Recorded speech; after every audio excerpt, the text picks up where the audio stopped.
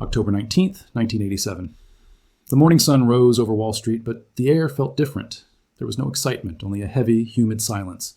For 5 years, the bull market had been a god that everyone worshipped. Wealth seemed infinite. But as the opening bell rang at 9:30 a.m., that god was about to die. No one knew it yet, but the world was walking into a trap set by its own creations. In the dark corners of the financial district, thousands of miles of cables were buzzing. For the first time in history, computers were in control. New program trading algorithms were designed to protect the rich, programmed to sell at the first sign of trouble. It was supposed to be a safety net. Instead, it became a digital noose. As the first sell orders hit the wire, the machines didn't feel fear. They only felt the cold logic of the collapse. By noon, the New York Stock Exchange was no longer a place of business. It was a war zone. Traders who had spent decades mastering the art of the deal were reduced to screaming shadows. The printers couldn't keep up. The phones went dead. Trillions of dollars were evaporating into the gray October sky. It was a feedback loop of terror. The more the market fell, the more the machines sold. The spiral was feeding on itself. When the dust finally settled, $500 billion had vanished in a single day, the largest one-day drop in history. But the real story isn't the money. It's the realization that we had built a system we no longer understood, a system that could destroy itself in hours. Today, we call it Black Monday. But for those who were there, it was the day the machines bled.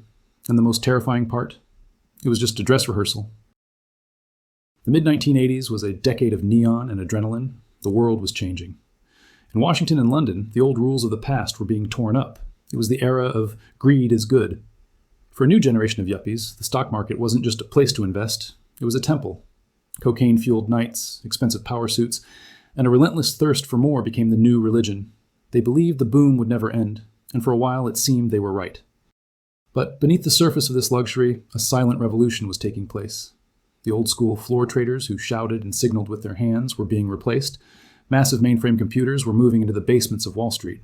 These machines could process thousands of trades in a second, faster than any human brain. They called it portfolio insurance, a secret weapon that promised to protect investors from any crash. It was the ultimate safety net, or so they thought. As 1987 began, the market hit record highs. The Dow Jones was soaring, and everyone, from taxi drivers to corporate titans, wanted in. The belief in the algorithm was absolute.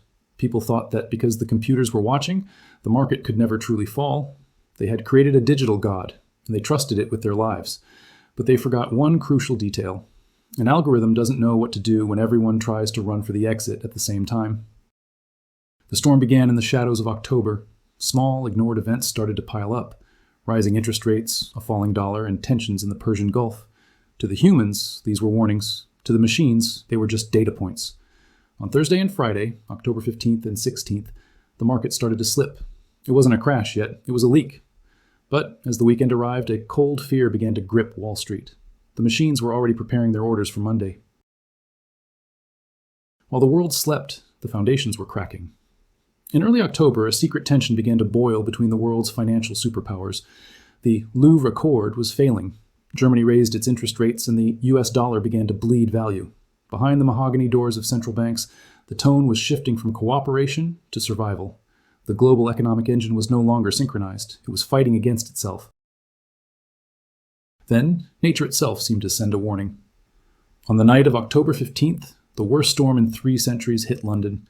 Gale-force winds tore through the city, cutting power to the heart of the financial district. As the London Stock Exchange tried to open on Friday, it was a ghost town. Traders couldn't get to work and computers were dark. This literal blackout created a vacuum, a moment of terrifying silence before the digital storm crossed the Atlantic. The weekend of October 17th was the longest in Wall Street history. In Greenwich mansions and Upper East Side penthouses, the phone lines were white-hot. Analysts were staring at their home computers, realizing the math was no longer adding up. The portfolio insurance that everyone relied on was based on one assumption, that there would always be a buyer. But as they looked at the global data, they realized the buyers had vanished. They were heading into Monday with no shield. Monday morning didn't start in New York. It started in Hong Kong and Tokyo. As the sun rose in the east, the first domino fell. The Hang Seng Index plunged immediately. The panic was like a virus, traveling through fiber optic cables across the oceans. By the time the sun hit the skyscrapers of Manhattan, the news was already out. The East had fallen. Now the world was waiting for the opening bell of the New York Stock Exchange. The trap was about to spring. But it didn't sound like a call to trade. It sounded like a funeral knell. Before a single human could speak, the computers had already flooded the floor with sell orders worth billions. There were no buyers. The specialists on the floor, men who had seen every crisis since the Great Depression, looked at their screens and turned pale. The machines were demanding an exit, and the door was locked from the outside. By 10:30, the feedback loop had become a monster.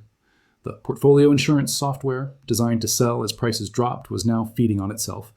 It was a digital avalanche. The humans tried to intervene, but they were too slow. They were fighting a ghost in the wires that didn't care about the value of companies or the fate of nations. It only cared about the zero at the end of the equation. Then came the most terrifying part, the silence. The ticker tape, the lifeblood of Wall Street, began to lag. At first it was 10 minutes, then 30, then nearly 2 hours behind. Traders were selling stocks at prices they didn't even know. They were flying blind in a hurricane. Phones were ripped from the walls in frustration. The giants of finance were reduced to shadows, screaming into the void of a system that had finally outgrown its creators. By noon, the unthinkable was happening. Blue-chip companies, the pillars of the American dream, were being sold for pennies on the dollar. In the halls of the White House, the air was cold. President Reagan was kept informed, but there was nothing to be done. The market wasn't just falling, it was disintegrating. It was the largest transfer of wealth in human history, happening in total digital silence. The world was watching the death of an era, live on television. As the clock ticked toward 4 p.m., a terrifying rumor began to circulate. The New York Stock Exchange was going to close early. If the heart of global capitalism stopped beating, the panic would become permanent. In Chicago, the futures pits were already in a state of civil war. Bankers were refusing to lend to each other. The trust that holds civilization together was dissolving in real time. The world was staring into a financial abyss with no bottom. When the closing bell finally rang, it wasn't a relief. It was a shock. The Dow Jones had fallen 508 points. 22.6% of America's wealth had vanished in 6.5 hours. On the floor of the exchange, men stood in a foot of discarded paper, staring at the screens in a catatonic trance. The silence was heavier than the noise had been. They had survived the day, but they all knew the truth. Tuesday was coming, and the system was out of blood. That night, the lights in the world's central banks didn't go out.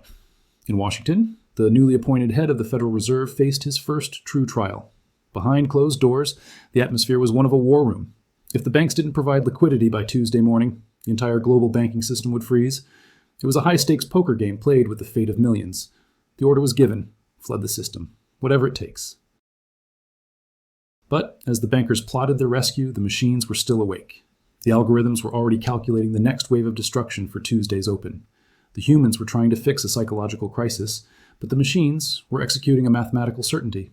This was the birth of a new reality, a world where the speed of light governed the price of survival.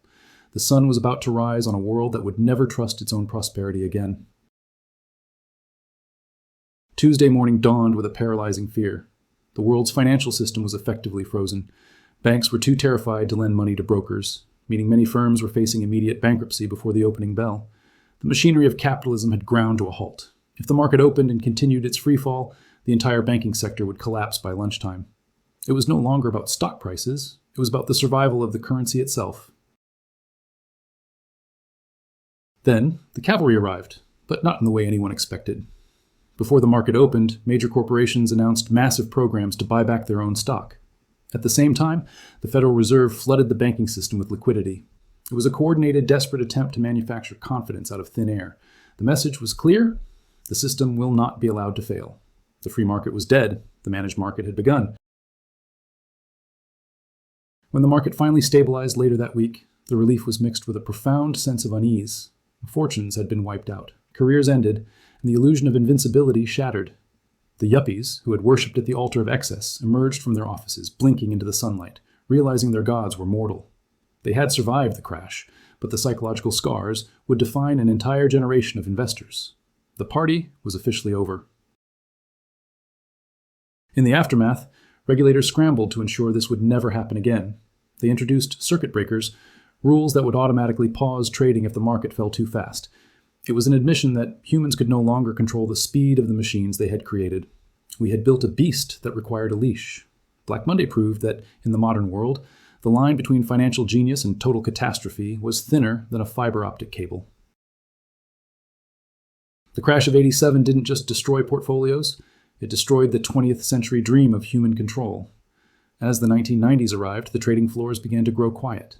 The shouting men in colorful jackets were slowly being replaced by rows of silent, humming servers in air-conditioned rooms. Black Monday had taught the world that humans were too slow to manage the monsters they created. The transition from the pit to the dark pool had begun. In the decades that followed, the algorithms didn't go away. They evolved. They became faster, smarter, and more predatory. High-frequency trading was born from the ashes of Black Monday. Today, billions of dollars are moved in microseconds, at speeds the human eye cannot even perceive. We have built a financial nervous system that spans the globe, connected by fiber optic cables that pulse with the same digital fear that paralyzed the world in 1987. The ghost of Black Monday returned in 2010 and again in 2015. They call them flash crashes, moments when the market vanishes in seconds, only to reappear minutes later. These are the modern echoes of that October day in 1987. They are reminders that the portfolio insurance of the past has transformed into the black box of the present. We are no longer the pilots of our global economy. We are merely passengers on a machine we can no longer shut down. Ultimately, Black Monday 1987 was a dress rehearsal for the world we live in now. It was the moment we realized that capital had become decoupled from reality.